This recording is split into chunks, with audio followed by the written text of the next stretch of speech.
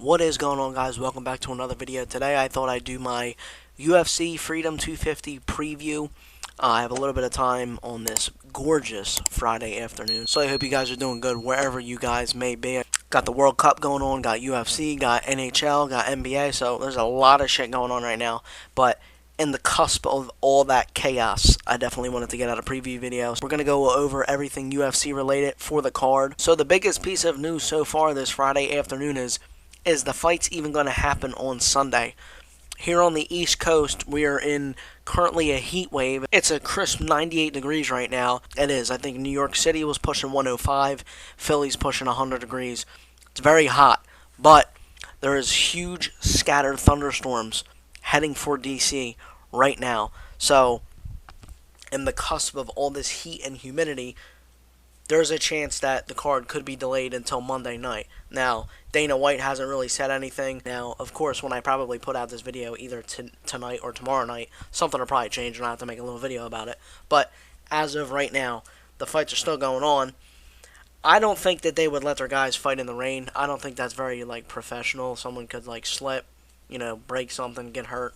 I don't think that they would do that. Alrighty, guys, so let's jump right into the card preview. Not going to waste no time. Not going to waste your time. Not going to waste my time. So, the bottom fight, Diego Lopes versus Steve Garcia. Lopes being the number 2 featherweight, Garcia being the number 9. Honestly, man, just the way that Diego Lopes has been fighting, I think I got Diego Lopes winning this fight. Now, obviously, his last fight was a loss, but he's just been in the ring with so many guys that are much more experienced than Garcia.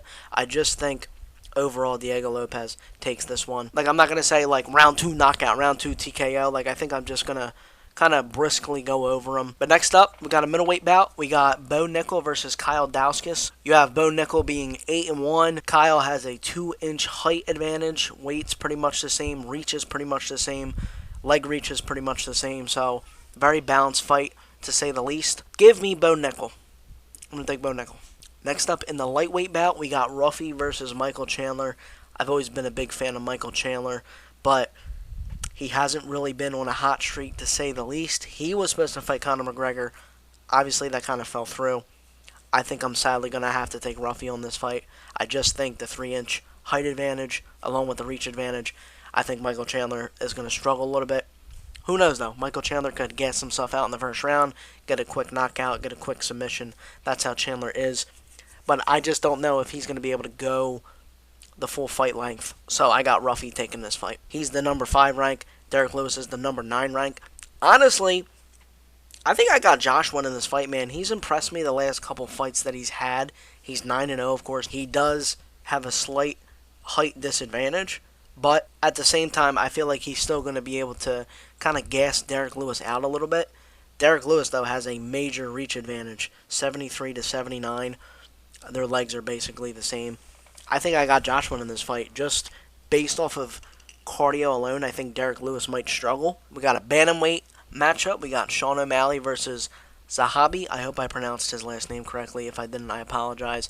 Sean O'Malley has a 3-inch height advantage, along with almost a 5-inch reach advantage. Got a little bit of a longer leg. Sean O'Malley, I don't know if you guys look on his Instagram or his TikToks. He's been training very, very hard for this fight. They both won their last fights. So, I don't know, man. I was on the O'Malley train for a while. He lost a couple big fights there. But this is the one fight where I'm it could kind of go either way. I don't really have a definitive winner, if I'm being completely honest with you. So we go to the co-main event. Alex Pereira versus Gane. Now, Gane, obviously, his last fight ended in a no contest. The championship being on the line, the eye poke, yada, yada, yada. We all know that. We don't know if Tom's ever going to fight again. But we get the heavyweight bout. I think a lot of people are really excited for this fight. It was the biggest clicked thing on Twitter for a while. So, Gane has 40 pounds on Pereira. He's got also a 3-inch reach advantage. Who knows, is that 40 pounds going to really come into play? The record is actually almost the exact same, which is crazy.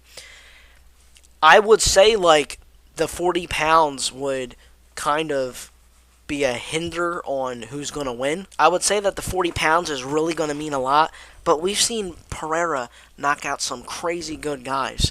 So I don't know if the weight gain, the weight loss, the weight gain for Pereira is going to mess him up.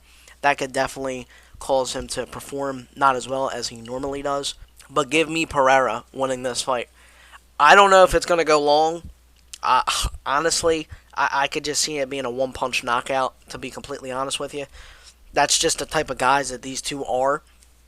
They got the same height, too, man. This is going to be a monster fight right here. And we get to the, of course, main event. Justin Gaethje versus Ilia Topuria in a lightweight title bout.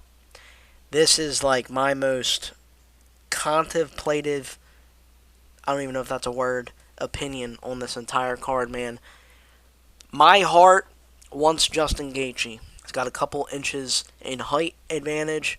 He's got a little bit of a reach advantage, a little bit of the leg advantage as well. Now, when Justin Gaethje fought Paddy Pimblett as well as he did, I was very much impressed with Gaethje. Of course, Gaethje, this is probably one of his last fights, if not his last fight. He might retire this card. My heart wants Gaethje to win, but my head is saying Topuria. I mean, Topuria is 17-0. We've seen some of the guys that he's knocked out in the past. Justin Gaethje, we don't know how that chin's holding up. Obviously, with Paddy Pimblett, it held up well. So I think I'm going to end my opinion with my heart wants Gaethje, but my head is saying Topuria. So I'm not really picking a side. I would really like to see Gaethje win the belt and end his career right there. But if Topuria wins, I would not be surprised at all. If Topuria wins in the first round, I would not be surprised at all. I think Gaethje will get out of the first round, but I wouldn't be surprised if Topuria ends it in the second. Would not be surprised at all. I would be absolutely devastated. But like I said, you've seen some of the guys that Topuria is knocked out. We don't know if Gaethje's going to go with the leg kicks. We don't know how his legs are going. It's going to be a good card either way. I guess maybe I'll do fight of the night. Maybe fight of the night. I think fight of the night could go to Josh and Derrick. It could go to Pereira. I think the main event is going to go quick. Like I said, I think 2 rounds. Max. Honestly, it's a lot of solid matchups. I mean, even Diego Lopes and Steve Garcia, they could win fight of the night. I hope you guys liked this video. If you did, please like, please subscribe. It really helps out with the channel. I think I'm going to go ahead and post this tonight because there's no basketball. There's no hockey going on at all. Like I said, post in the comments, what do you think is going to be fight of the night? What do you think is going to be that big knockout? Who do you think is going to win the main event? And I'll see you guys tomorrow for the Knicks and Spurs.